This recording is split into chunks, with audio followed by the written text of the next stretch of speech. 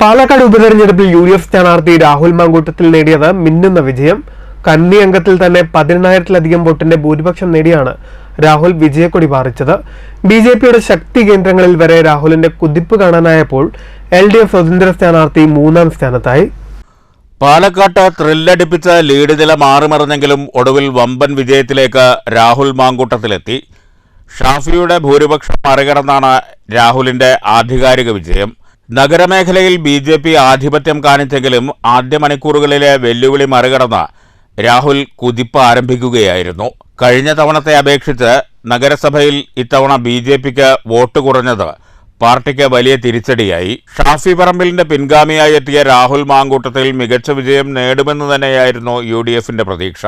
Congress വിട്ടുവന്ന P സരിനിലൂടെ ഏറെക്കാലത്തിന് ശേഷം മണ്ഡലം പിടിക്കാമെന്ന LDF കണക്കുകൂട്ടലുകൾ പിഴച്ചു.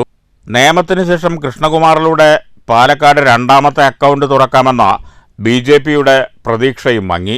പാലക്കാട്ടേത് കൂട്ടായ്മയുടെ വിജയമാണെന്ന് രാഹുൽ മാങ്കൂട്ടത്തിൽ പ്രതികരിച്ചു. പാലക്കാടിന്റെ വിജയമാണിത്, പാലക്കാട് ആഗ്രഹിച്ച വിജയം. സ്ഥാനാർത്ഥിയെന്ന നിലയിൽ ഇത്രയും ഭാഗ്യം കിട്ടിയവർ വേറെയുണ്ടാകില്ലെന്നും രാഹുൽ മാങ്കൂട്ടത്തിൽ പറഞ്ഞു. BJPയുടെ ശക്തികേന്ദ്രമായി കരുതുന്ന പാലക്കാട് നഗരസഭയിലടക്കം രാഹുലിന് മികച്ച മുന്നേറ്റം കാഴ്ചവെക്കാനായി. UDF ശക്തികേന്ദ്രങ്ങളിൽ വോട്ടെണ്ണിയപ്പോഴാണ് രാഹുലിന് വ്യക്തമായ ഭൂരിപക്ഷം ലഭിച്ചത്. റെക്കോർഡ് ഭൂരിപക്ഷമാണ്. ഞങ്ങൾ ഒരുമിച്ച് പറഞ്ഞിട്ടുണ്ടായിരുന്നു, നിങ്ങളുടെ പത്രക്കാരെ മുമ്പിൽ പറഞ്ഞിരുന്നു, പത്രസമ്മേളനത്തിൽ പറഞ്ഞു പാലക്കാട് ഇത്തവണ റെക്കോർഡ് ഭൂരിപക്ഷമെന്ന് പറഞ്ഞു. കഴിഞ്ഞ പത്രസമ്മേളനത്തിൽ ഞാൻ പറഞ്ഞു പാലക്കാട് മുനിസിപ്പാലിറ്റിയിൽ UDF ലീഡ് ചെയ്യുന്നു പറഞ്ഞു. അതുപോലെ തന്നെ മുഴുവൻ പഞ്ചായത്തിൽ ലീഡ് ചെയ്യുന്നു പറഞ്ഞു. സർവകാല റെക്കോർഡിന് ജയിച്ചിരിക്കുകയാണ്. വളരെ സമചിത്തതയോടുകൂടി അതിനെ നേരിട്ടു. തുടക്കക്കാരനാണെങ്കിൽ പോലും വലിയ പക്വത അക്കാര്യത്തിൽ കാണിച്ചു.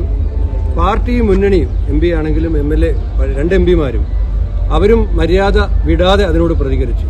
പക്ഷെ ഞങ്ങൾ അനുഭവിച്ച പ്രയാസം, ഞങ്ങൾ നേരിട്ട പ്രതിസന്ധി, വ്യാജ ആരോപണങ്ങൾ, വ്യക്തി അധിക്ഷേപം, അത് ഞാൻ പ്രത്യേകമായി രാഹുലിനെ പ്രത്യേകമായിട്ട് അഭിനന്ദിക്കുകയാണ്. കാരണം ആ സമനില ആരുടെ ആണെങ്കിലും നഷ്ടപ്പെടുന്ന തരത്തിലായിരുന്നു. പക്ഷെ സമചിത്തതയോടുകൂടി അദ്ദേഹം അതിനെ നേരിട്ടു. ഒരു തെരഞ്ഞെടുപ്പിന്റെ മധ്യത്തിൽ നിങ്ങൾ എന്താ പറഞ്ഞത്?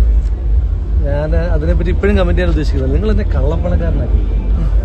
ഒരു തെരഞ്ഞെടുപ്പിന്റെ മധ്യത്തിലല്ലേ ഒരു സ്ഥാനാർത്ഥിയോട് അങ്ങനെ ചെയ്യാൻ പാടുന്നു, ഒരു മനുഷ്യനോട് അങ്ങനെ ചെയ്യാൻ പാടുന്നു. പിരായിരിയിൽ രാഹുലിന്റെ ലീഡ് കുത്തനെ ഉയർന്നു. BJPയുടെ വലിയൊരു ശതമാനം വോട്ട് കോൺഗ്രസ് പിടിച്ചെടുത്തു എന്ന് തന്നെയാണ് രാഹുലിന്റെ ഭൂരിപക്ഷം സൂചിപ്പിക്കുന്നത്. ത്രികോണ മത്സരത്തിന്റെ പ്രതീതിയുണ്ടായ മണ്ഡലത്തിൽ ഫലപ്രഖ്യാപനം കഴിഞ്ഞതോടെ LDF സ്ഥാനാർത്ഥി സരിന്റേത് നിറം മങ്ങിയ പ്രകടനമായിരുന്നു എന്നാണ് വ്യക്തമാകുന്നത്. ഇത്തവണയും ഇടതുപക്ഷത്തിന് 3ാം സ്ഥാനം കൊണ്ട് തൃപ്തിപ്പെടേണ്ടി വന്നു. 1957 മുതൽ 2021 വരെ 16 നിയമസഭാ തെരഞ്ഞെടുപ്പുകളിൽ പാലക്കാട് മണ്ഡലത്തിൽ നിന്ന് 11 തവണ കോൺഗ്രസ് UDF സ്ഥാനാർത്ഥികൾ തെരഞ്ഞെടുക്കപ്പെട്ടപ്പോൾ 5 തവണ ഇടതുമുന്നണി വിജയിച്ചിട്ടുണ്ട്. കഴിഞ്ഞ 2 തെരഞ്ഞെടുപ്പുകളിൽ BJPയാണ് മണ്ഡലത്തിൽ 2ാമത്. കഴിഞ്ഞ 4 തെരഞ്ഞെടുപ്പുകളിലും പാലക്കാട് നിയമസഭാ മണ്ഡലം UDFനെയാണ് പിന്തുണച്ചത്. 2011 മുതൽ തുടർച്ചയായി 3 തവണ ഷാഫി പറമ്പിൽ മണ്ഡലത്തിൽ നിന്ന് വിജയിച്ചു. News bureau, Palakkad.